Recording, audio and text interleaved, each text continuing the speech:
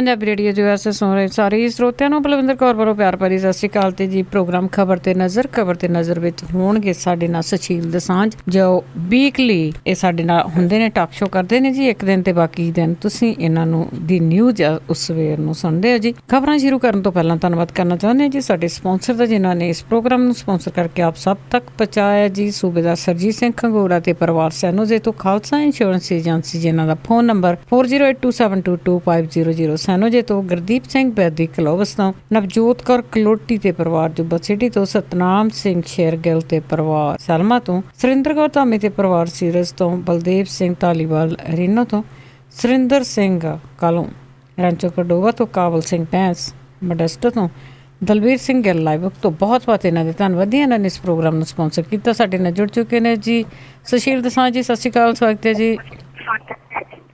ਬਹੁਤ ਮਿਹਰਬਾਨੀ ਬਲਵਿੰਦਰ ਜੀ ਤੇ ਪੰਜਾਬੀ ਰੇਡੀਓ USA ਦੇ ਸਾਰੇ ਸਰੋਤਿਆਂ ਨੂੰ ਵੀ ਚੰਡੀਗੜ੍ਹ ਸਟੂਡੀਓ ਤੋਂ ਸੁਸ਼ੀਲ ਦਸਾਂਝ ਦੀ ਥੈਰੇਪੀ। ਸਤਿ ਸ਼੍ਰੀ ਅਕਾਲ, ਆਦਾਬ ਤੇ ਨਮਸਕਾਰ। ਫਿਰ ਦੋਸਤੋ, ਖਬਰ ਤੇ ਨਜ਼ਰ ਪ੍ਰੋਗਰਾਮ 'ਚ ਤੁਹਾਡੇ ਨਾਲ ਹੈ। ਖਬਰ ਤੇ ਨਜ਼ਰ ਪ੍ਰੋਗਰਾਮ ਦੇ ਵਿੱਚ ਜਿਵੇਂ ਪੰਜਾਬ ਦੇ ਵਿੱਚ ਖਾਸ ਤੌਰ ਦੇ ਉੱਤੇ ਚੋਣਾਂ ਨੇੜੇ ਆ ਰਹੀਆਂ, ਪੰਜਾਬ ਦੀ ਸਿਆਸਤ ਵੀ ਬਹੁਤ ਗਰਮ ਰੁਖ ਅਖਤਿਆਰ ਕਰਦੀ ਜਾ ਰਹੀ ਹੈ। ਖਾਸ ਤੌਰ ਦੇ ਉੱਤੇ ਪਿਛਲੇ ਦਿਨਾਂ ਦੇ ਵਿੱਚ ਅਰਵਿੰਦ ਕੇਜਰੀਵਾਲ ਦੇ 5 ਦਿਨਾਂ ਪੰਜਾਬ ਦੌਰੇ ਨੇ ਪੰਜਾਬ ਦੀ ਸਿਆਸਤ ਦੇ ਵਿੱਚ ਹੋਰ ਜ਼ਿਆਦਾ ਉਬਾਲ ਲੈ ਆਂਦਾ। ਉਹਦੀਆਂ ਵੀ ਗੱਲਾਂ ਬਾਤਾਂ ਕਰਾਂਗੇ। ਕੁਝ ਹੋਰ ਮੁੱਦੇ ਨੇ ਜਿਨ੍ਹਾਂ ਦੀ ਚਰਚਾ ਕਰਨੀ ਹੈ ਤੇ ਗੱਲਬਾਤ ਦਾ ਸਿਲਸਿਲਾ ਸ਼ੁਰੂ ਕਰਨਗੇ ਹਰਵਰ ਰੰਗ ਬਲਵਿੰਦਰ ਜੀ। ਹਾਂਜੀ ਸੁਸ਼ੀਲ ਜੀ, ਸਭ ਤੋਂ ਜਿਹੜਾ ਅਹਿਮ ਮੁੱਦਾ ਆ ਚੱਲ ਰਿਹਾ ਆ ਪਾਣੀਆਂ ਦਾ ਆ, ਤੇ ਪਾਣੀਆਂ ਦੀ ਜੇ ਗੱਲ ਕਰੀਏ ਤੇ ਕਾਫੀ ਜਿਹੜਾ ਰੌਲਾ ਗੋਲਾ ਪੈ ਚੁੱਕਾ ਆ ਕਿ ਜਿਹੜਾ ਪਾਣੀ ਆ ਉਸ ਤੇ ਪੰਜਾਬ ਦੇ ਪਾਣੀ ਨੂੰ ਬੰਨ ਮਾਰੂਗੀ ਸੈਂਟਰ ਸਰਕਾਰ। ਪਰ ਇਸ ਦੇ ਨਾਲ ਹੀ ਉਹਨਾਂ ਦੇ ਬਿਆਨ ਦੇ ਨਾਲ ਹੀ ਉਹਨਾਂ ਦੇ ਕਹਿਣ ਦੇ ਨਾਲ ਹੀ ਜਿਸ ਤਰ੍ਹਾਂ ਵੀ ਉਹਨਾਂ ਨੇ ਉਹ ਇੱਕ ਕੇਸ ਚੱਲਦਾ ਸੀਗਾ ਤੇ ਜਿਹੜੀ ਹਾਕਮ ਧਿਰ ਪੰਜਾਬ ਦੀ ਆ ਤਰੇੜੋ ਤਰੇੜੀ ਹੋਈ ਪਈ ਆ। ਬਿਲਕੁਲ ਦਰੁਸਤ ਹੈ। ਦਰਅਸਲ ਕੈਪਟਨ ਅਮਰਿੰਦਰ ਹੋਰਾਂ ਨੇ ਜਦੋਂ ਪੰਜਾਬ ਦੇ ਮੁੱਖ ਮੰਤਰੀ ਸੀ ਬੜਾ ਇੱਕ ਦਲੇਰਾਨਾ ਕਦਮ ਚੁੱਕਿਆ ਸੀ। ਭਾਵੇਂ ਉਸ ਕਦਮ ਤੋਂ ਬਾਅਦ ਵੀ ਪੰਜਾਬ ਦੇ ਜਿਹੜੇ ਪਾਣੀਆਂ ਨਾਲ ਸੰਬੰਧਿਤ ਜਿਹੜੇ ਇਸ਼ੂਜ਼ ਨੇ ਉਹਨਾਂ ਦਾ ਕੋਈ ਹੱਲ ਤਾਂ ਭਾਵੇਂ ਨਹੀਂ ਸੀ ਨਿਕਲਿਆ, ਪਰ ਇੱਕ ਬੰਦ ਜਿਹਾ ਲੱਗ ਗਿਆ ਸੀ। ਕੈਪਟਨ ਅਮਰਿੰਦਰ ਦੀ ਅਗਵਾਈ ਦੇ ਵਿੱਚ ਵਿਧਾਨ ਸਭਾ ਦੇ ਵਿੱਚ ਬਕਾਇਦਾ ਜਿੰਨੇ ਵੀ ਪਾਣੀਆਂ ਦੇ ਸਮਝੌਤੇ ਸੀ, ਉਹ ਨਦੀਆਂ ਦੇ ਪਾਣੀ ਦੇ ਨਾਲ ਸੰਬੰਧਿਤ ਜਿਹੜੇ ਸਮਝੌਤੇ ਸੀ, ਉਹ ਸਾਰੇ ਸਮਝੌਤਿਆਂ ਨੂੰ ਰੱਦ ਕਰ ਦਿੱਤਾ ਗਿਆ ਸੀ। ਤੇ ਪੰਜਾਬ ਦੀ ਹਕੂਮਤ ਕਰਨ ਦੀ ਜਿਹੜੀ ਧਿਰ ਹੈ ਸ਼੍ਰੋਮਣੀ ਅਕਾਲੀ ਦਲ, ਉਹਦੇ ਤੋਂ ਉਮੀਦ ਕੀਤੀ ਜਾਂਦੀ ਰਹੀ ਆ ਹੁਣ ਤੱਕ ਵੀ ਪੰਜਾਬ ਤੇ ਪੰਜਾਬੀਅਤ ਦੇ ਨਾਂ ਦੇ ਉੱਤੇ ਜਿਨ੍ਹਾਂ ਨੇ ਸਦਾ ਹੀ ਰਾਜ ਕੀਤਾ ਪੰਜਾਬ ਦੇ ਵਿੱਚ, ਵੀ ਉਹ ਪੰਜਾਬ ਦੇ ਇਸ ਹੱਕ ਹਕੂਕ ਦੀ ਲੜਾਈ ਦੇ ਵਿੱਚ ਬਿਨਾਂ ਕਿਸੇ ਸਿਆਸੀ ਜਿਹੜੇ ਮਤਭੇਦ ਹੁੰਦੇ ਆ ਉਹਨੂੰ ਲਿਆਂਦਿਆਂ ਪੰਜਾਬ ਦੇ ਇਹਨਾਂ ਮਸਲਿਆਂ ਪ੍ਰਤੀ ਕੇਂਦਰ ਸਰਕਾਰ ਤੇ ਇੱਕ ਪ੍ਰੈਸ਼ਰਾਈਜ਼ ਕੇਂਦਰ ਸਰਕਾਰ ਨੂੰ ਕਰਕੇ ਘੱਟੋ ਘੱਟ ਇਹ ਮਸਲਾ ਹੱਲ ਕਰਵਾਉਣਗੇ ਤੇ ਇਸ ਸਟੈਂਡ ਤੇ ਰਹਿਣਗੇ ਜਿਹੜਾ ਸਟੈਂਡ ਕੈਪਟਨ ਅਮਰਿੰਦਰ ਦੀ ਅਗਵਾਈ ਦੇ ਵਿੱਚ ਲਿਆ ਗਿਆ ਸੀ। ਪਰ ਪੰਜਾਬ ਦੀ ਹਕੂਮਤ ਵੋਟਾਂ ਦੇ ਨੇੜੇ ਆ ਕੇ ਜਾਂ ਹਕੂਮਤ ਕਰਦੀ ਜਿਹੜੀ ਧਿਰ ਹੈ ਸ਼੍ਰੋਮਣੀ ਅਕਾਲੀ ਦਲ, ਇਹ ਚੋਣਾਂ ਦੇ ਨੇੜੇ ਆ ਕੇ ਇਸ ਤਰ੍ਹਾਂ ਦੇ ਵਿਵਾਦਗ੍ਰਸਤ ਮੁੱਦਿਆਂ ਨੂੰ ਚੱਕਦੇ ਤਾਂ ਰਹੇ ਹੈ, ਪਰ ਇਹਦੇ ਕੋਈ ਬਹੁਤ ਹੀ ਫੈਸਲਾਕੁਨ ਹੱਲ ਪ੍ਰਤੀ ਜਿਹੜਾ ਹੈ ਅਪਰੋਚ ਸ਼੍ਰੋਮਣੀ ਅਕਾਲੀ ਦਲ ਦੀ ਕਦੀ ਦਿਖਾਈ ਨਹੀਂ ਦਿੱਤੀ। ਔਰ ਅਚਨਚੇਤ ਮਾਮਲਾ ਜਿਹੜਾ, ਕਿਉਂਕਿ ਸੁਪਰੀਮ ਕੋਰਟ 'ਚ ਮਾਮਲਾ ਇਹ ਅਚਾਨਕ ਹੀ ਹਾਕਮ ਧਿਰ ਯਾਨੀ ਸ਼੍ਰੋਮਣੀ ਅਕਾਲੀ ਦਲ ਵਾਸਤੇ ਦਿੱਕਤ ਪੈਦਾ ਹੋ ਗਈ ਹੈ, ਕਿਉਂਕਿ ਪਹਿਲਾਂ ਤਾਂ ਚੱਲੀ ਜਾਂਦਾ ਸੀ ਤੇ ਕੋਈ ਸਵਾਲ ਵੀ ਨਹੀਂ ਸੀ ਕਰਦਾ, ਪਰ ਸੁਪਰੀਮ ਕੋਰਟ ਦੇ ਵਿੱਚ ਇਹ ਮੁੱਦਾ ਕਿਉਂਕਿ ਪਾਣੀਆਂ ਦਾ ਗਿਆ ਹੋਇਆ ਵੀ ਉਹਦੇ 'ਚ ਬਕਾਇਦਾ ਕੇਂਦਰ ਸਰਕਾਰ ਦਾ ਹਰਿਆਣਾ ਦੇ ਹੱਕ ਵਿੱਚ ਖਲੋ ਜਾਣਾ ਜਿਹੜਾ ਆ ਉਹ ਪੰਜਾਬ ਦੀ ਸ਼੍ਰੋਮਣੀ ਅਕਾਲੀ ਦਲ ਵਾਸਤੇ ਬਹੁਤ ਵੱਡਾ ਝਟਕੇ ਦੇ ਤੌਰ ਤੇ ਤੁਸੀਂ ਦੇਖ ਸਕਦੇ ਹੋ। ਇਸੇ ਕਰਕੇ ਇਮੀਡੀਏਟ ਕੈਬਨਿਟ ਦੀ ਮੀਟਿੰਗ ਕਾਲ ਕੀਤੀ ਗਈ। ਕੈਬਨਿਟ ਦੀ ਮੀਟਿੰਗ ਦੇ ਵਿੱਚ ਬੈਠ ਕੇ ਭਾਰਤੀ ਜਨਤਾ ਪਾਰਟੀ ਦੇ ਮੰਤਰੀ ਵੀ ਉਹਦੇ ਸ਼ਾਮਲ ਸੀ। ਇਸ ਮੀਟਿੰਗ 'ਚ ਬੈਠ ਕੇ ਇਹ ਫੈਸਲਾ ਕੀਤਾ ਗਿਆ ਵੀ ਘੱਟੋ ਘੱਟ ਕੇਂਦਰ ਸਰਕਾਰ ਦੇ ਕੋਲ ਇਹ ਮੁੱਦਾ ਉਠਾਇਆ ਜਾਏ। ਕੈਬਨਿਟ ਦੀ ਮੀਟਿੰਗ 'ਚ ਇਹਦੇ ਤੇ ਬਕਾਇਦਾ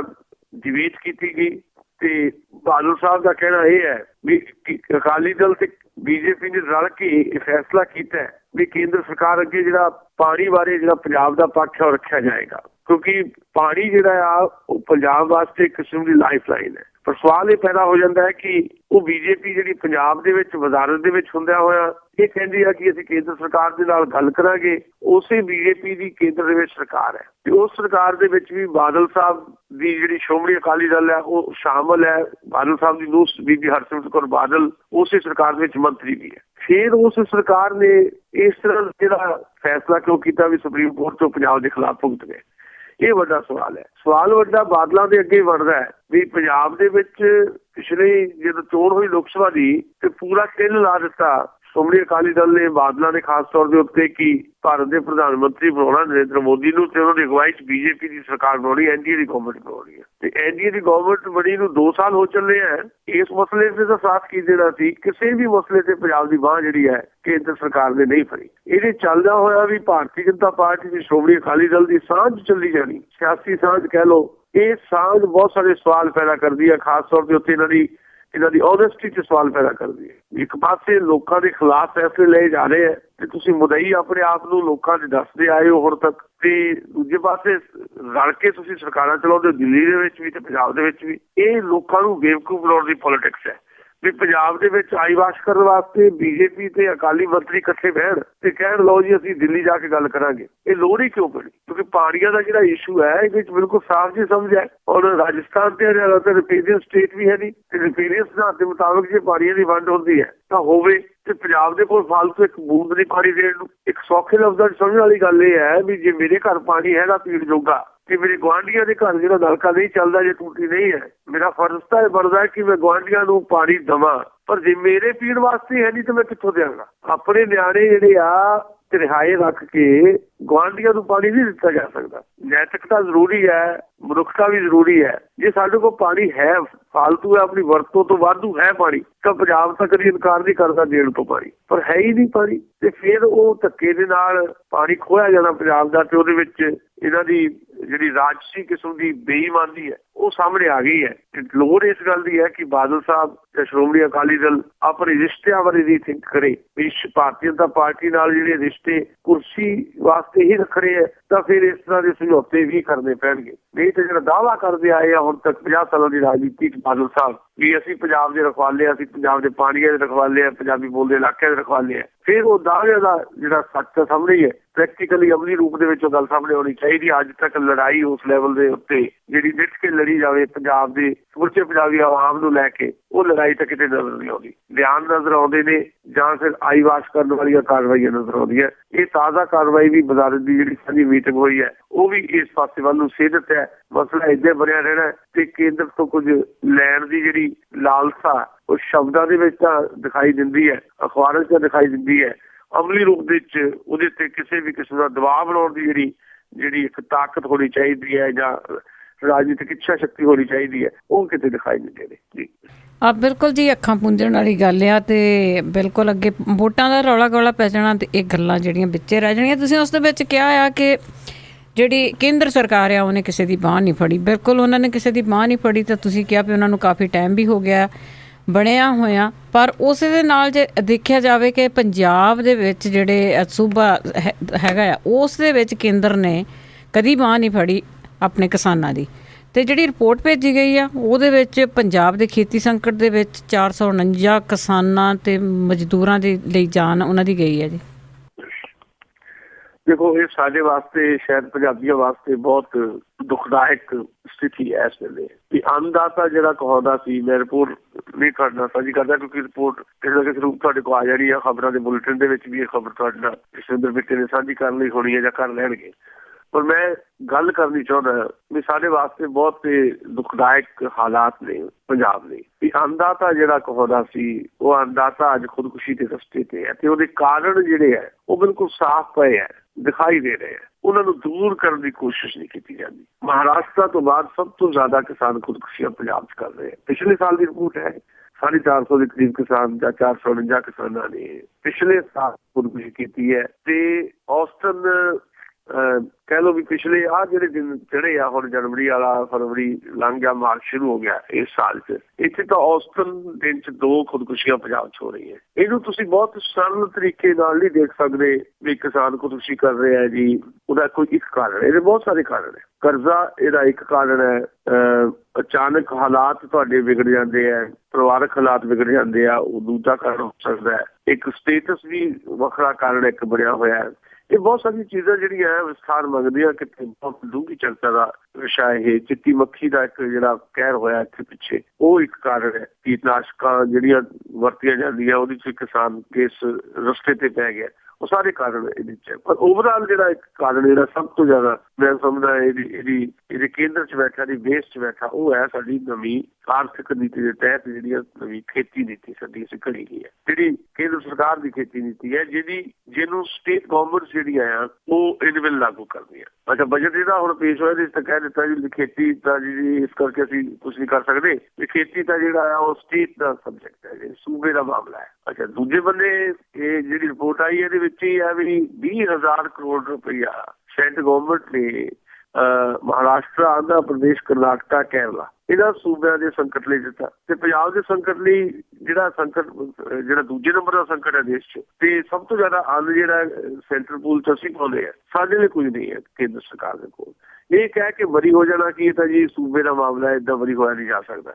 ਦੂਜੀ ਗੱਲ ਇਹ ਹੈ ਵੀ ਦਿੱਲੀ ਦੀ ਨੀਅਤ ਜਿਹੜੀ ਹੈ ਉਹ ਬਿਲਕੁਲ ਸਾਫ਼ ਨਹੀਂ ਹੈ। ਦਿੱਲੀ ਦੀ ਨੀਤੀ ਵੀ ਖਰਾਬ ਹੈ ਤੇ ਨੀਅਤ ਵੀ ਖਰਾਬ ਹੈ, ਤੇ ਪੰਜਾਬ ਦੇ ਹੁਕੂਮਤ ਕਰ ਰਹੇ ਜਿਹੜੇ ਲੋਕ ਹੈ ਉਹ ਇਸ ਸਾਰੇ ਮਾਮਲੇ ਦੇ ਵਿੱਚ ਇਨਵੋਲਵ ਨੇ, ਉਹ ਵੀ ਸ਼ਾਮਲ ਨੇ। ਜੇ ਸ਼ਾਮਲ ਨਾ ਹੁੰਦੇ ਤਾਂ ਘੱਟੋ ਘੱਟ ਪੰਜਾਬ ਦੇ ਜਿਹੜੇ ਫਰਜ਼ ਸੀ ਸਰਕਾਰ ਦੇ ਹੁਕੂਮਤ ਦੇ ਉਹ ਤਾਂ ਪੂਰੇ ਕੀਤੇ ਜਾਂਦੇ, ਪਰ ਪੰਜਾਬ ਦੀ ਹੁਕੂਮਤ ਵੀ ਪੰਜਾਬ ਦੇ ਕਿਸਾਨ ਨੂੰ ਖੇਤ ਚੋਂ ਬਾਹਰ ਕੱਢਣ ਦੀ ਇੱਕ ਕਿਸਮ ਦੀ ਮੂਵਮੈਂਟ ਜਿਹੜੀ ਇੱਕ ਚੱਲ ਰਹੀ ਹੈ ਦੇਸ਼ ਪੱਧਰ ਦੇ ਉੱਤੇ, ਉਹਦੇ ਵਿੱਚ ਹਿੱਸੇਦਾਰ। ਕਿਸਾਨਾਂ ਦੀ ਜ਼ਮੀਨ ਜਿਹੜੀ ਹੈ ਉਹਨੂੰ ਇੱਕ ਕਿਸਮ ਦੀ ਖੋਹਣ ਦੀ ਤਿਆਰੀ ਹੈ, ਉਹਨਾਂ ਨੂੰ ਖੇਤਾਂ ਚੋਂ ਬਾਹਰ ਕੱਢਣ ਦੀ ਤਿਆਰੀ ਹੈ, ਜਾਂ ਉਹਨਾਂ ਤੋਂ ਜ਼ਮੀਨ ਉਹਨਾਂ ਨੂੰ ਲਾਲਚ ਦੇ ਕੇ ਲੈ ਲਈ ਜਾਏ, ਜਾਂ ਉਹਨਾਂ ਨੂੰ ਏਦਾਂ ਬਣਾ ਦਿੱਤਾ ਜਾਏ ਕਿ ਖੇਤੀ ਤਾਂ ਘਾਟੇ ਹੁੰਦਾ ਸੌਦਾ ਹੈ, ਜਿੱਦਾਂ ਬਾਦਲ ਸਾਹਿਬ ਅਕਸਰ ਬਿਆਨ ਦਿੰਦੇ ਆ। ਬਾਦਲ ਸਾਹਿਬ ਦਾ ਅਕਸਰ ਇੱਦਾਂ ਦਾ ਬਿਆਨ ਹੁੰਦਾ ਕਿ ਖੇਤੀ ਦਾ ਘਾਟੇ ਬੰਦਾ ਸੌਦਾ, ਜਚਾਰ ਦਿੱਤਾ ਜਾਵੇ ਕਿਸਾਨ ਨੂੰ, ਤੇ ਉਹ ਜਚਾਰ ਦਿੱਤਾ ਗਿਆ ਲਗਭਗ, ਤੇ ਕਿਸਾਨ ਨੂੰ ਖੇਤ ਵਿੱਚੋਂ ਬਾਹਰ ਕੱਢਣ ਦੀ ਪੂਰੀ ਪਾਲਿਸੀ ਜਿਹੜੀ ਹੈ ਉਹ ਤਿਆਰ ਕਰ ਲਈ ਗਈ ਹੈ। ਸੋ ਅਲਟੀਮੇਟਲੀ ਸਾਰੇ ਸੰਸਾਰ ਨੂੰ ਇੱਕ ਪਿੰਡ ਬਣਾਉਣ ਦੀ ਜਿਹੜੀ ਇੱਕ ਕੰਪੇਨ ਹੈ, ਉਸ ਕੰਪੇਨ ਦੇ ਇੱਕ ਹਿੱਸੇ ਵਜੋਂ ਕਿਸਾਨੀ ਜਿਹੜੀ ਹੈ ਉਹਨੂੰ ਉਹਦੇ ਖੇਤਾਂ ਤੋਂ ਬਾਹਰ ਕੱਢਣ ਦੀ ਤਿਆਰੀ ਹੈ, ਤੇ ਇਸੇ ਕਰਕੇ ਕਿਸਾਨੀ ਦੀ ਹਾਲਤ ਵੱਧ ਤੋਂ ਬੱਤਰ ਬਣਾ ਦਿੱਤੀ ਗਈ ਹੈ ਕਿ ਖੁਦਕੁਸ਼ੀ ਦੇ ਰਸਤੇ ਤੇ ਪੈ ਗਿਆ। ਪੰਜਾਬ ਦੇ ਹਵਾਲੇ ਨਾਲ ਪੰਜਾਬ ਦਾ ਜਿਹੜਾ ਕਿਸਾਨ ਖੁਦਕੁਸ਼ੀ ਕਰ ਰਿਹਾ ਉਹਦੇ ਕੁਝ ਹੋਰ ਕਾਰਨ ਵੀ ਹੈਗੇ ਆ, ਜਿਹਦੇ ਤੇ ਵੱਖਰੀ ਡਿਬੇਟ ਵੀ ਆਪਾਂ ਕਿਸੇ ਦਿਨ ਕਰਾਂਗੇ, ਕਿਉਂਕਿ ਅਸੀਂ ਦੇਖ ਰਹੇ ਹਾਂ ਕਿ ਮਾਲਵੇ ਦਾ ਬਹੁਤਾ ਕਿਸਾਨ ਖੁਦਕੁਸ਼ੀ ਕਰਦਾ, ਕਪਾਹ ਪੱਤੀ ਦਾ ਕਿਸਾਨ ਜਿਹੜਾ ਹੈ ਉਹਦੇ ਬਹੁਤੀ ਖੁਦਕੁਸ਼ੀ ਦਾ ਰੁਝਾਨ ਬਹੁਤਾ ਉੱਧਰ ਹੈ। ਦੁਆਬੇ ਦਾ ਕਿਸਾਨ ਖੁਦਕੁਸ਼ੀ ਨਹੀਂ ਕਰਦਾ, ਮਾਝੇ 'ਚ ਵੀ ਉਸ ਰੂਪ ਦੇ ਵਿੱਚ ਉਹ ਲੈਵਲ ਨਹੀਂ ਹੈ ਖੁਦਕੁਸ਼ੀਆਂ ਦਾ, ਜਾਂ ਉਹ ਰੇਸ਼ੋ ਨਹੀਂ ਹੈ ਜਿਹੜੀ ਮਾਲਵੇ ਦੇ ਵਿੱਚ ਹੈ। ਇਹਦੇ ਵੀ ਵੱਖਰੇ ਕਾਰਨ ਸਾਨੂੰ ਲੱਭਣੇ ਪੈਣਗੇ ਕਿ ਕੀ ਕਾਰਨ ਹੋ ਸਕਦੇ ਆ। ਦੂਜੀ ਗੱਲ, ਕਿਸਾਨ ਖੁਦਕੁਸ਼ੀਆਂ ਦਾ ਰਸਤਾ ਛੱਡ ਕੇ ਸੰਘਰਸ਼ ਦਾ ਪਿੜ ਬੱਲੇ ਯਾਨੀ ਸੰਘਰਸ਼ਾਂ ਦੇ ਵਿੱਚ ਤਾਂ ਇੱਕ ਕਿਸਾਨ ਨੂੰ ਸੰਗਰਾਮ ਦੀ ਜ਼ਰੂਰਤ ਹੈ, ਖੁਦਕੁਸ਼ੀਆਂ ਦੀ ਨਹੀਂ।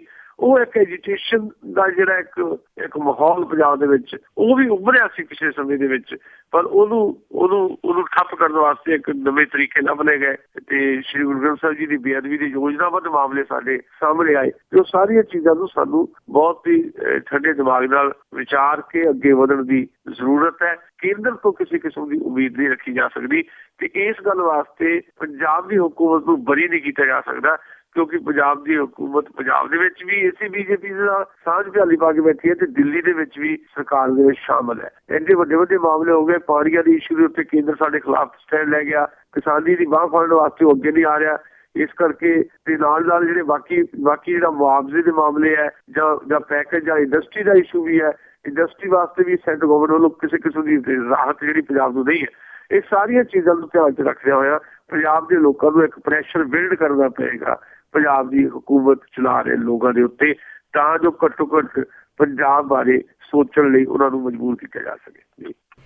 ਅੱਜ ਹੀ ਤਾਂ ਦੇਖਦੇ ਹਾਂ, ਕਿਉਂਕਿ ਪੰਜਾਬ ਦੀ ਇੱਕ ਨੌਂ ਵੀ ਉੱਥੇ ਸੈਂਟਰ ਦੇ ਵਿੱਚ ਹੈਗੀ ਆ, ਦੇਖੋ ਕੀ ਬੋਲਦੀ ਹੈ ਇਸ ਦੇ ਉੱਤੇ।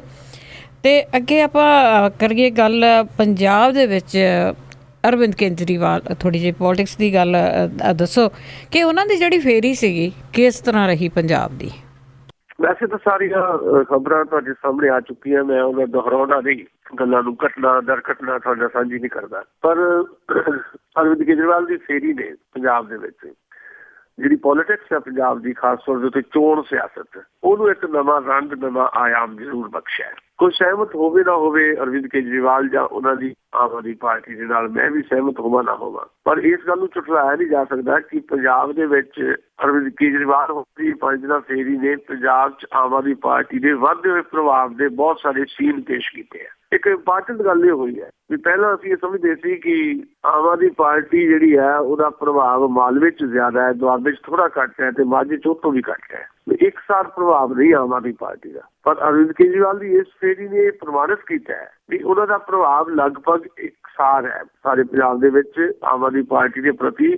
ਲੋਕਾਂ ਦੇ ਵਿੱਚ ਇੱਕ ਉਤਸ਼ਾਹ ਜਿਹੜਾ ਉਹ ਮਾਝੇ ਵਿੱਚ ਵੀ ਦਿਖਾਈ ਦਿੱਤਾ, ਮਾਝੇ ਸਗੋਂ ਮਾਲਵੇ ਨੂੰ ਵੀ ਜ਼ਿਆਦਾ ਦਿਖਾਈ ਦਿੱਤਾ। ਇਹ ਆਪਣੇ ਆਪ ਦੇ ਵਿੱਚ ਇੱਕ ਨਵਾਂ ਵਰਤਾਰਾ ਦੇਖਣ ਚ ਆਇਆ। ਇਹ ਸਾਰੀ ਚੀਜ਼ ਨੇ ਜਿੰਨਾ ਮੀਡੀਆ ਨੇ ਵੀ ਕਵਰੇਜ ਦਿੱਤੀ ਹੈ। ਅਰਵਿੰਦ ਕੇਜਰੀਵਾਲ ਨੇ ਕੋਈ ਵੱਡੀਆਂ ਰੈਲੀਆਂ, ਕੋਈ ਬਹੁਤ ਵੱਡੇ ਜਲਸੇ ਦਾ ਸੰਬੋਧਨ ਨਹੀਂ ਕੀਤੇ ਇਹਨਾਂ 5 ਦਿਨਾਂ ਚ।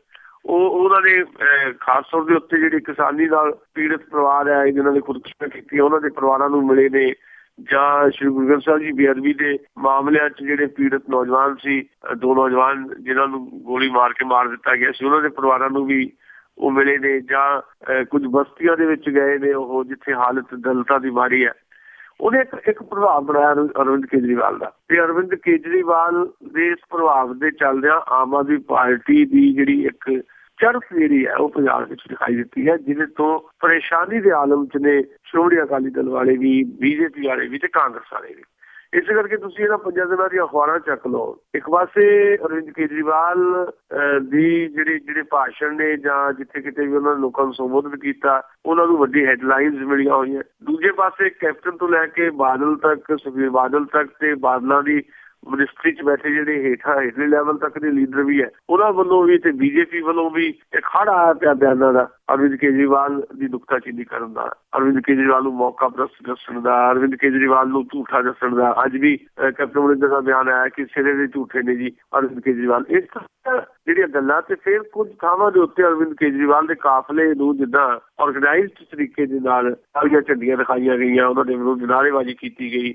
ਆਮ ਆਦਮੀ ਪਾਰਟੀ ਦੇ ਨਾਲ ਕਾਂਗਰਸ ਦੇ ਵਰਕਰਾਂ ਦਾ ਟਕਰਾਅ ਹੋਇਆ, ਬੀਜੇਪੀ ਨੇ ਬਟਾਲੇ 'ਚ ਵਿਰੋਧ ਕੀਤਾ ਆਮ ਆਦਮੀ ਪਾਰਟੀ ਦੇ ਕਨਵੀਨਰ ਅਰਵਿੰਦ ਕੇਜਰੀਵਾਲ ਦੀ ਫੇਰੀ ਦਾ, ਫਿਰ ਲੁਧਿਆਣੇ 'ਚ ਉਹਨਾਂ ਦੀ ਗੱਡੀ ਦੇ ਉੱਤੇ ਹਮਲਾ। ਇਹ ਸਾਰੀਆਂ ਚੀਜ਼ਾਂ ਜਿਹੜੀਆਂ ਦੱਸਦੀਆਂ ਵੀ ਇੱਕ ਹਲਚਲ ਜਿਹੜੀ ਹੈ ਵਿਰੋਧੀਆਂ ਦੇ ਵਿੱਚ ਪੈਦਾ ਕਰ ਦਿੱਤੀ ਹੈ, ਤੇ ਇਹੀ ਪ੍ਰਾਪਤੀ ਹੈ ਆਮ ਆਦਮੀ ਪਾਰਟੀ ਦੀ। ਆਮ ਆਦਮੀ ਪਾਰਟੀ ਪੰਜਾਬ ਦੀ ਕਿਸਮਤ ਨੂੰ ਬਦਲਣ ਦੇ ਵਿੱਚ ਕਿੰਨੀ ਕੁ ਕਾਮਯਾਬ ਹੁੰਦੀ ਹੈ, ਇਹਦੇ ਤੇ ਤਾਂ ਮੇਰਾ ਕੁਐਸਚਨ ਮਾਰਕ ਹੈ। ਬਹੁਤ ਸਾਰੇ ਲੋਕਾਂ ਨੂੰ ਉਮੀਦਾਂ ਬਹੁਤ ਨੇ, ਉਮੀਦਾਂ ਤੇ ਉਹ ਪੂਰੇ ਉਤਰਨ ਇਸ ਗੱਲ ਦੀ ਅਸੀਂ ਵੀ ਉਮੀਦ ਕਰਦੇ ਹਾਂ ਜੇ ਸੱਚਮੁੱਚ ਉਹ ਸਰਕਾਰ ਬਣਾਉਣ 'ਚ ਸਫਲ ਹੋ ਜਾਂਦੇ ਆ। ਉਮੀਦਾਂ ਕਿੰਨੀਆਂ ਕੁ ਹੈ ਇਹਦੇ ਤੇ ਕੁਐਸਚਨ ਮਾਰਕ ਹੈ। ਜਿੱਦਾਂ ਮੈਂ ਕਿਹਾ ਮੇਰੇ ਵੱਲੋਂ ਕੁਐਸਚਨ ਮਾਰਕ ਹੈ। ਜਿਹੜੇ ਦੋਸਤ ਚਾਹੁੰਦੇ ਆ ਕਿ ਬਦਲ ਦੇ ਤੌਰ ਦੇ ਉੱਤੇ ਪੰਜਾਬ 'ਚ ਹਕੂਮਤ ਇਹਨਾਂ ਦੀ ਆਵੇ ਤੇ ਇਹ ਹਕੂਮਤ ਚਲਾਉਂਦਿਆਂ ਹੋਇਆ ਪੰਜਾਬ ਦੇ ਮਸਲਿਆਂ ਤੇ ਇੱਕ ਸੰਤੁਲਿਤ ਕਿਸਮ ਦੀ ਅਪਰੋਚ ਅਰਵਿੰਦ ਕੇਜਰੀਵਾਲ ਦੀ ਅਗਵਾਈ ਦੇ ਵਿੱਚ ਆਮ ਆਦਮੀ ਪਾਰਟੀ ਲਵੇ ਤੇ ਪੰਜਾਬ ਨੂੰ ਇੱਕ ਨਵਾਂ ਜੀਵਨ ਦੇਣ, ਇਹ ਉਹਨਾਂ ਲੋਕਾਂ ਦੀਆਂ ਇੱਛਾਵਾਂ ਪੂਰੀਆਂ ਹੋਣ, ਇਸ ਗੱਲ ਦੀ ਅਸੀਂ ਵੀ ਦੁਆ ਕਰਦੇ ਹਾਂ। ਪਰ ਜਿਹੜਾ ਇਸ ਵੇਲੇ ਦੀ ਸਿਚੁਏਸ਼ਨ ਹੈ ਉਹਦੇ ਮੁਤਾਬਕ ਇਹ ਦਿਖਾਈ ਦੇ ਰਿਹਾ ਹੈ ਵੀ ਆਮ ਆਦਮੀ ਪਾਰਟੀ ਜਿਹੜੀ ਕੱਲ ਤੱਕ ਅਸੀਂ ਸਮਝਦੇ ਸੀ ਵੀ ਲਗਭਗ ਬਰਾਬਰ ਦੀ ਧਿਰ ਹੈ ਪੰਜਾਬ ਦੇ ਵਿੱਚ, ਸ਼੍ਰੋਮਣੀ ਅਕਾਲੀ ਦਲ, ਬੀਜੇਪੀ ਗੱਠਜੋੜ ਤੇ ਕਾਂਗਰਸ, ਉਹਨਾਂ ਦੇ ਮੁਕਾਬਲੇ 'ਚ ਬਰਾਬਰ ਦੀ ਧਿਰ ਹੈ। ਉਹ ਜਿਹੜੀ ਬਰਾਬਰ ਦੀ ਇੱਕ ਧਿਰ ਦਿਖਾਈ ਦੇ ਰਹੀ ਸੀ ਉਹ ਥੋੜੀ ਅੱਗੇ ਨਿਕਲਦੀ ਦਿਖਾਈ ਦੇ ਰਹੀ ਹੈ ਇਹਨਾਂ ਤੋਂ। ਤੇ ਹੁਣ ਮੁੱਖ ਮੁਕਾਬਲਾ ਕਿਹਦੇ ਨਾਲ ਹੋਣਾ ਇਹ ਦੇਖਣ ਵਾਲੀ ਗੱਲ ਰਹੇਗੀ 2017 ਦੇ ਵਿੱਚ। ਸਾਨੂੰ ਇਹ ਲੱਗਦਾ ਹੈ ਕਿ ਪਿਛਲੇ ਦਿਨਾਂ ਦੇ ਵਿੱਚ ਸ਼੍ਰੋਮਣੀ ਅਕਾਲੀ ਦਲ ਨੂੰ ਬਹੁਤ ਜ਼ਿਆਦਾ ਝਟਕੇ ਲੱਗੇ ਹੈ। ਸ਼੍ਰੋਮਣੀ ਅਕਾਲੀ ਦਲ ਦੇ ਲੋਕ ਜਿਹੜੇ ਹੌਲੀ ਹੌਲੀ ਹੇਠਲਾ ਕਾਡਰ, ਮੈਂ ਕਹਿ ਰਿਹਾ ਵੱਡੀ ਲੀਡਰਸ਼ਿਪ ਨਹੀਂ ਕਹਿ ਰਿਹਾ, ਉਹ ਹੌਲੀ ਹੌਲੀ ਆਮ ਆਦਮੀ ਪਾਰਟੀ ਵੱਲ ਨੂੰ ਸ਼ਿਫਟ ਹੁੰਦਾ ਦਿਖਾਈ ਦੇ ਰਿਹਾ। ਇਸੇ ਚਿੰਤਾ 'ਚ ਨੇ ਬਾਦਲ ਸਾਹਿਬ। ਸੋ ਇਸ ਚਿੰਤਾ ਦੇ ਵਿੱਚ ਜਿਹੜਾ ਉਹ ਅਰਵਿੰਦ ਕੇਜਰੀਵਾਲ ਦੇ ਖਿਲਾਫ ਵੀ ਬੜੇ ਤਿੱਖੇ ਬਿਆਨ ਦੇ ਰਹੇ ਨੇ। ਸੋ ਆਉਣ ਵਾਲਾ ਸਮਾਂ ਜਿਹੜਾ ਆ ਬਹੁਤ ਚੈਲੰਜਿੰਗ ਹੋਏਗਾ ਆਮ ਆਦਮੀ ਪਾਰਟੀ ਵਾਸਤੇ ਵੀ। ਚੀਫ ਮਿਨਿਸਟਰ ਦਾ ਕੈਂਡੀਡੇਟ ਕਿਹਨੂੰ ਐਲਾਨਣਾ ਹੈ ਜਾਂ ਉਮੀਦਵਾਰ 117 ਕਿੱਥੋਂ ਲੱਭ ਕੇ ਲਿਆਉਣੇ ਹੈ ਤੇ ਉਹਨਾਂ 'ਚ ਡਿਸਿਪਲਿਨ ਕਿੱਦਾਂ ਪੈਦਾ ਕਰਨਾ ਹੈ, ਇਹ ਕੁਝ ਚੁਣੌਤੀਆਂ ਨੇ ਆਮ ਆਦਮੀ ਪਾਰਟੀ ਵਾਸਤੇ। ਪਰ ਜਿੱਦਾਂ ਹੁੰਗਾਰਾ ਮਿਲ ਰਿਹਾ ਪੰਜਾਬੀਆਂ ਵੱਲੋਂ ਆਮ ਆਦਮੀ ਪਾਰਟੀ ਨੂੰ, ਉਹਦੇ ਤੋਂ ਜ਼ਰੂਰ ਖੁਸ਼ ਹੋਣਗੇ ਅਰਵਿੰਦ ਕੇਜਰੀਵਾਲ ਤੇ ਇਸ ਖੁਸ਼ਫਹਿਮੀ ਦੇ ਵਿੱਚ ਕੁਝ ਗਲਤ ਕਦਮ ਨਾ ਚੁੱਕ ਲੈਣ ਸਿਆਸੀ ਤੌਰ ਦੇ ਉੱਤੇ ਉਹ ਪੰਜਾਬ ਦੇ ਵਿੱਚ ਲੀਡਰਸ਼ਿਪ ਨੂੰ ਲੈ ਕੇ, ਇਸ ਗੱਲ ਤੋਂ ਸੁਚੇਤ ਸ਼ਾਇਦ ਉਹਨਾਂ ਨੂੰ ਰਹਿਣਾ ਪਏਗਾ। ਜੀ ਤੇ ਅੱਗੇ ਆਪਾਂ ਗੱਲ ਕਰਦੇ ਹਾਂ ਜੀ, ਜਿਹੜਾ ਇੱਕ ਬੜਾ ਰੌਲਾ ਪਿਆ ਹੋਇਆ ਆ ਦੇਸ਼ ਧਰੋਹੀ ਕੌਣ ਹੈ ਤੇ ਦੇਸ਼ ਭਗਤ ਕੌਣ ਹੈ, ਤੇ ਇਹ ਰੌਲਾ ਸੰਸਦ ਦੇ ਵਿੱਚ ਵੀ ਪਹੁੰਚ ਗਿਆ ਹੈ। ਦੇਖੋ ਦੇਸ਼ ਦੇ ਵਿੱਚ ਇਸ ਤਰ੍ਹਾਂ ਦਾ ਮਾਹੌਲ ਬਣਾ ਦਿੱਤਾ ਗਿਆ, ਇਹ ਨਹੀਂ ਕਿ ਮਾਹੌਲ ਬਣ ਗਿਆ, ਇਹਨੂੰ ਬਣਾਇਆ ਗਿਆ। ਅਸਲ ਭਾਰਤੀ ਜਨਤਾ ਪਾਰਟੀ ਇਸ ਵੇਲੇ ਬਹੁਤ ਕਲੀਅਰ ਕੱਟ ਆਪਣੀ ਜਿਹੜੀ ਧਰੋਹੀਕਰਨ ਦੀ ਪੋਲੀਟਿਕਸ ਹੈ ਉਹਨੂੰ ਅਮਲੀ ਜਾਮਾ ਪਰੋੜ 'ਚ ਲੱਗੀ ਹੋਈ ਹੈ। ਕੱਲ ਆਗਰੇ ਦੀ ਘਟਨਾ ਹੈ, ਕਠੇਰੀਆ ਨਾਂ ਦਾ ਇੱਕ ਮੰਤਰੀ ਹੈ ਇਹਨਾਂ ਦਾ, ਸਮ੍ਰਿਤੀ ਇਰਾਨੀ ਦੀ ਮਿਨਿਸਟਰੀ ਦੇ ਵਿੱਚ ਹੀ ਆ ਉਹਨੇ ਉੱਥੇ ਇੱਕ ਵਿਸ਼ਵ ਹਿੰਦੂ ਪਰਿਸ਼ਦ ਦੇ ਲੀਡਰ ਦਾ ਮਰਡਰ ਹੋ ਗਿਆ ਸੀ, ਉਹਦੀ ਸ਼ਰਧਾਂਜਲੀ ਸਮਾਗਮ ਸੀ ਤੇ ਉਹਦੇ 'ਚ ਬਹੁਤ ਤੱਤਾ ਭਾਸ਼ਣ ਦਿੱਤਾ ਬਾਹਾਂ ਚੜਾ ਕੇ ਵੀ ਇੱਥੇ ਦਾ ਪੁਲਿਸ ਪ੍ਰਸ਼ਾਸਨ ਇਹ ਨਾ ਸਮਝ ਲਵੇ ਕਿ ਮੈਂ ਮੰਤਰੀ ਬਣ ਗਿਆ ਤੇ ਮੇਰੇ ਤੇ ਕਿਸੇ ਕਿਸਮ ਦੀਆਂ ਕੋਈ ਪਾਬੰਦੀਆਂ ਲੱਗ ਗਈਆਂ। ਅਸੀਂ ਪਹਿਲਾਂ ਵੀ ਲਾਠੀਆਂ ਡਾਂਗਾ ਚੁੱਕਦੇ ਦੇ ਰਹੇ ਆ। ਯਾਨੀ ਧਮਕੀ ਦੀ ਸੁਰ ਦੇ ਵਿੱਚ ਉਹਨਾਂ ਨੇ ਹੋਰ ਵੀ ਬੜਾ ਕੁਝ ਕਿਹਾ, ਜਿਹੜਾ ਇੱਕ ਜ਼ਾਬਤਾ ਹੋਣ ਕਰਕੇ ਇਲੈਕਟ੍ਰੋਨਿਕ ਮੀਡੀਆ ਨੇ ਉਹਨੂੰ ਦਿਖਾਇਆ ਨਹੀਂ। ਪਰ ਰਿਪੋਰਟ ਇਹ ਕੀਤੀ ਹੈ ਕਿ ਬਹੁਤ ਹੀ ਤੱਤੀ ਤੇ ਭੱਦੀ ਸ਼ਬਦਾਵਲੀ ਦੇ ਵਿੱਚ ਕਿਸਮ ਦਾ ਉਹਨਾਂ ਨੇ ਧਮਕੀ ਦੇ ਸੁਰ ਦੇ ਵਿੱਚ ਬਹੁਤੀਆਂ ਗੱਲਾਂ ਕੀਤੀਆਂ। ਤੇ ਉਹ ਧਰੁਵੀਕਰਨ ਦੀ ਰਾਜਨੀਤੀ ਹੈ ਯੂਪੀ ਦੇ ਵਿੱਚ, ਕਿਉਂਕਿ ਯੂਪੀ ਦੇ ਵਿੱਚ ਇਸੇ ਸਾਲ ਚੋਣਾਂ ਹੋ ਰਹੀਆਂ ਤੇ ਉਹਨਾਂ ਚੋਣਾਂ ਨੂੰ ਧਿਆਨ 'ਚ ਰੱਖਦਿਆਂ ਹੋਇਆ ਉੱਥੇ ਬਕਾਇਦਾ ਇੱਕ ਧਰੁਵੀਕਰਨ ਦੀ ਪੋਲਿਟਿਕਸ ਖੇਡਣ ਦੀ ਕੋਸ਼ਿਸ਼ ਕੀਤੀ ਜਾ ਰਹੀ ਹੈ। ਇਹੀ ਦੇਸ਼ ਪੱਧਰ ਤੇ 5 ਸੂਬਿਆਂ ਦੇ ਚੋਣਾਂ ਹੋ ਰਹੀਆਂ। ਦੇਸ਼ ਦੇ ਜਿਹੜੇ ਇਸ ਤਰ੍ਹਾਂ ਦੇ ਅਦਾਰੇ ਹੈ ਜਿੱਥੇ ਕਹਿ ਲਓ ਵੀ ਖੋਜ ਕਾਰਜ ਹੁੰਦੇ ਨੇ, ਜਿਹੜੇ ਤੁਹਾਡੀ ਹਿਸਟਰੀ ਨੂੰ ਫੀਡ ਕਰਦੇ ਨੇ, ਜਾਂ ਕੁਝ ਹੋਰ ਸਾਡੀਆਂ ਜਿਹੜੀਆਂ ਐਜੂਕੇਸ਼ਨਲ ਜਿਹੜੀਆਂ ਸੰਸਥਾਵਾਂ ਹੈਗੀਆਂ ਜਿਹਦੇ ਚੋਂ ਇੰਟਲੈਕਟ ਨੇ ਜਿਹੜਾ ਪੈਦਾ ਹੋਣਾ ਨਿਕਲਣਾ, ਉਹ ਇੰਟਲੈਕਟ ਦੇ ਉੱਤੇ RSS ਦਾ ਕਬਜ਼ਾ ਕਰਾਉਣ ਦੀ ਜਿਹੜੀ ਹੈ ਇੱਕ ਕੋਸ਼ਿਸ਼ ਜਿਹੜੀ ਉਹ ਦਿਖਾਈ ਦਿੱਤੀ ਹੈ ਪਿਛਲੇ 1.5 ਸਾਲ ਤੋਂ ਜਦੋਂ ਤੋਂ ਇਹ ਸਰਕਾਰ ਕੋਲ ਚਾਹੀ ਹੈ। ਤੇ ਸਾਨੂੰ ਤਾਂ ਕੋਈ ਭੁਲੇਖਾ ਪਹਿਲਾਂ ਹੀ ਨਹੀਂ ਸੀ, ਬਹੁਤ ਸਾਰੇ ਲੋਕਾਂ ਨੂੰ ਬੜਾ ਭੁਲੇਖਾ ਸੀ ਵੀ ਨਰਿੰਦਰ ਮੋਦੀ ਦੀ ਅਗਵਾਈ 'ਚ ਦੇਸ਼ ਨੇ ਬੜੀ ਤਰੱਕੀ ਕਰਨੀ ਹੈ। ਪਰ ਬੜੀ ਜਲਦੀ ਉਹਨਾਂ ਦਾ ਸੱਚ ਸਾਹਮਣੇ ਆ ਗਿਆ ਕਿ ਉਹਨਾਂ ਨੇ ਕਿੱਦਾਂ ਦੇਸ਼ ਨੂੰ ਇੱਕ ਤੁਸੀਂ ਕਹਿ ਲਓ ਵੀ ਧਰੁਵੀਕਰਨ ਦੀ ਪੋਲਿਟਿਕਸ ਦੇ ਵਿੱਚ ਧੱਕ ਦਿੱਤਾ ਹੈ। ਵੀ ਹਿੰਦੂ ਰਾਸ਼ਟਰ ਦਾ ਸੁਪਨਾ ਪੂਰਾ ਕਰਨ ਦੀ ਕਾਹਲੀ ਦੇ ਵਿੱਚ ਉਹਨਾਂ ਨੇ ਬਾਕੀ ਲੋਕਾਂ ਨੂੰ ਜਿਹੜਾ ਆ ਉਹਨਾਂ ਦੇ ਖਿਲਾਫ ਇੱਕ ਕਿਸਮ ਦੇ ਜਿਹੜੇ ਐਕਸ਼ਨ ਪਲਾਨ ਕੀਤੇ ਸੀ ਉਹ ਉਹਨਾਂ ਨੂੰ ਪ੍ਰੈਕਟੀਕਲੀ ਜਿਹੜਾ ਸਾਡੇ ਸਾਹਮਣੇ ਲੈ ਆਂਦਾ ਗਿਆ। ਖਾਸ ਤੌਰ ਤੇ ਅਦਾਰਿਆਂ ਦੇ ਉੱਤੇ ਕਬਜ਼ੇ ਦੀ ਲੜਾਈ ਜਿਹੜੀ ਹੈ, ਉਹ ਅਦਾਰਿਆਂ ਤੇ ਕਬਜ਼ੇ ਦੀ ਲੜਾਈ ਪਹਿਲਾਂ ਪੂਨੇ ਵਾਲੇ ਸੰਸਥਾਨ ਤੋਂ ਚੱਲੀ, ਫਿਲਮ ਤੇ ਥੀਏਟਰ ਸੰਸਥਾਨ ਪੂਨੇ ਵਾਲੇ FTTI।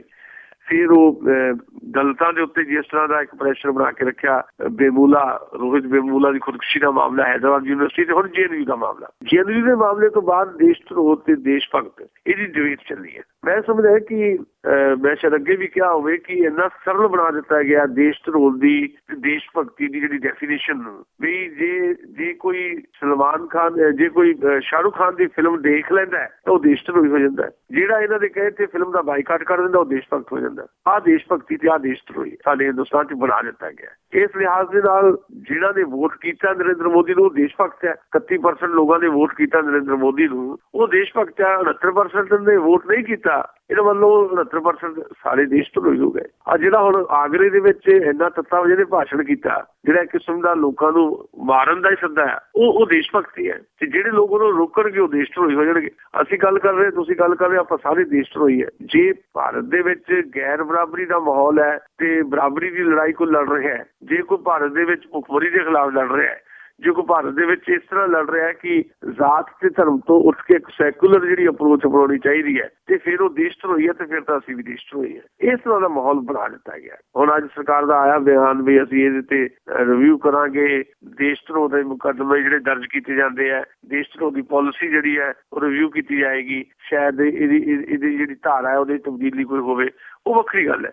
ਓਵਰਆਲ ਦੇਸ਼ ਦੇ ਵਿੱਚ ਇੱਕ ਡਰ ਦਾ ਮਾਹੌਲ, ਦਹਿਸ਼ਤ ਦਾ ਮਾਹੌਲ ਬਣਾ ਦਿੱਤਾ ਗਿਆ ਤੇ ਘੱਟ ਗਿਣਤੀਆਂ ਨੂੰ ਇਹ ਜਤਾਉਣ ਦੀ ਕੋਸ਼ਿਸ਼ ਕੀਤੀ ਜਾ ਰਹੀ ਹੈ ਕਿ ਤੁਸੀਂ ਹਿੰਦੁਸਤਾਨ 'ਚ ਰਹਿ ਸਕਦੇ ਹੋ, ਪਰ ਤੁਹਾਨੂੰ ਸਾਡੀ ਸਰਦਾਰੀ ਜਿਹੜੀ ਹੈ ਉਹ ਮੰਨਣੀ ਪਏਗੀ, ਨਿਭ ਕੇ ਰਹਿਣਾ ਪਏਗਾ।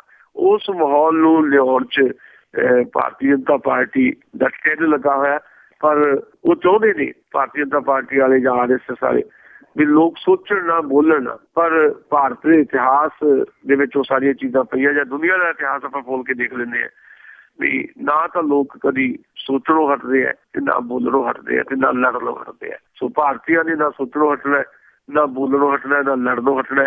ਇਹਦੀਆਂ ਵੀ ਐਗਜ਼ਾਮਪਲ ਜਿਹੜੀਆਂ ਸਾਡੇ ਸਾਹਮਣੇ ਹੀ ਹੈ ਵੀ ਲਗਾਤਾਰ ਲੋਕ ਲੜਾਈ ਦੇ ਮੈਦਾਨ 'ਚ ਹੈ। ਚਾਹੇ ਉਹ ਕਲਮ ਨਾਲ ਲੜਾਈ ਲੜੀ ਜਾ ਰਹੀ ਹੋਵੇ, ਚਾਹੇ ਜਨਤਕ ਪੱਧਰ ਦੇ ਉੱਤੇ ਜਿਹੜੇ ਸੰਘਰਸ਼ ਹੋਣ, ਚਾਹੇ ਕਲਮ ਨਾਲ ਲੜਾਈ ਲੜਨ ਵਾਲੇ ਲੋਕਾਂ ਦੇ ਕੋਲ ਇੱਕ ਹਥਿਆਰ ਉਹਨਾਂ ਦਾ ਇਨਾਮ ਵਾਪਸੀ ਦਾ ਹਥਿਆਰ ਹੋਵੇ। ਉਹ ਇਨਾਮ ਵਾਪਸੀ ਕਰਕੇ ਵੀ ਸੈਂਕੜੇ ਲੋਕਾਂ ਨੇ ਇਨਾਮ ਵਾਪਸ ਕੀਤੇ ਹੈ, ਚਾਹੇ ਉਹ ਲੇਖਕ, ਚਾਹੇ ਫਿਲਮਕਾਰ, ਚਾਹੇ ਵਿਗਿਆਨੀ। ਨੈਸ਼ਨਲ ਪੁਰਸਕਾਰ ਤੱਕ ਵੀ ਆਪਣੇ ਵਾਪਸ ਕੀਤੇ ਹੈ।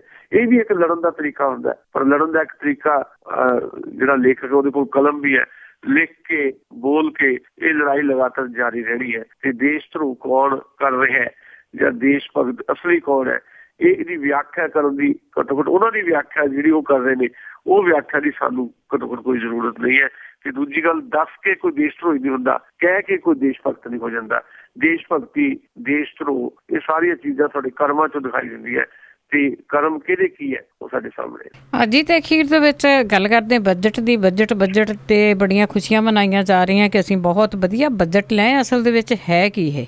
ਦੇਖੋ ਬਜਟ ਦੇ ਵਿੱਚ ਡਿਟੇਲਸ ਦੇ ਵਿੱਚ ਤਾਂ ਅਸੀਂ ਬਹੁਤੀ ਨਹੀਂ ਗੱਲ ਕਰਨੀ ਕਿਉਂਕਿ ਸਮਾਂ ਵੀ ਹੁੰਦਾ ਕੀ ਹੈ, ਪਰ ਬੇਸਿਕਲੀ ਇਸ ਬਜਟ ਨੂੰ ਥੋੜਾ ਇਸ ਤਰ੍ਹਾਂ ਡਿਜ਼ਾਈਨ ਕੀਤਾ ਗਿਆ ਵੀ ਇਹ ਪ੍ਰਭਾਵ ਜਿਹਾ ਪਵੇ ਕਿ ਸਾਨੂੰ ਪਿੰਡਾਂ ਦਾ ਬੜਾ ਫਿਕਰ ਹੈ, ਸਾਨੂੰ ਕਿਸਾਨ ਦਾ ਬਹੁਤ ਫਿਕਰ ਹੈ, ਇਸ ਤਰ੍ਹਾਂ ਜਿਹੜੀ ਡਿਜ਼ਾਈਨ ਕੀਤਾ ਗਿਆ ਤੇ ਪਰ ਪ੍ਰੈਕਟੀਕਲੀ ਨਹੀਂ ਹੈ ਕੁਝ ਵੀ। ਪ੍ਰੈਕਟੀਕਲੀ ਜਿਹੜੀਆਂ ਪਾਲਿਸੀਜ਼ ਜਿਹੜੀਆਂ ਸਰਕਾਰ ਦੀਆਂ ਹੈਗੀਆਂ ਉਹ ਕਿਸਾਨੀ ਨੂੰ ਡੋਬਣ ਵਾਲੀਆਂ, ਪਿੰਡ ਨੂੰ ਡੋਬਣ ਵਾਲੀਆਂ।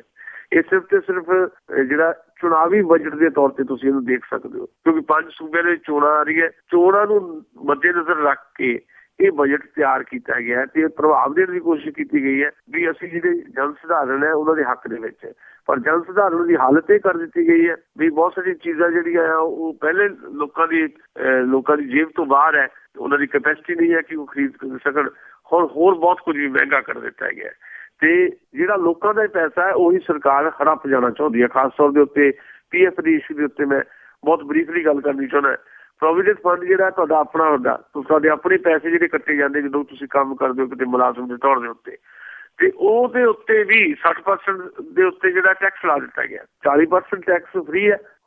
ਅੱਜ ਤੱਕ ਕੀ ਸੀ, 100% ਟੈਕਸ ਫ੍ਰੀ ਸੀ। ਤੁਹਾਡਾ ਆਪਣਾ ਪੈਸਾ ਹੈ, ਤੁਸੀਂ ਜਿਹੜਾ ਕਿਤੇ ਇਨਕਮ ਤੁਹਾਨੂੰ ਆ ਰਹੀ ਉਹਦੇ ਵਿੱਚੋਂ ਕੱਟ ਕੇ ਤੁਸੀਂ ਉਹ ਜਮ੍ਹਾਂ ਕਰਦੇ ਹੋ ਆਪਣੇ ਵਾਸਤੇ, ਆਪਣੇ ਭਵਿੱਖ ਵਾਸਤੇ, ਉਹਦੇ ਤੇ ਵੀ ਟੈਕਸ ਲਾ ਦਿੱਤਾ ਗਿਆ। ਟੈਕਸਾਂ ਦੀ ਸਰਵਿਸ ਟੈਕਸ ਜਿਹੜਾ 0.5% ਹੋਰ ਵਧਾ ਦਿੱਤਾ, 15% ਸਰਵਿਸ ਟੈਕਸ ਕਰ ਦਿੱਤਾ ਗਿਆ।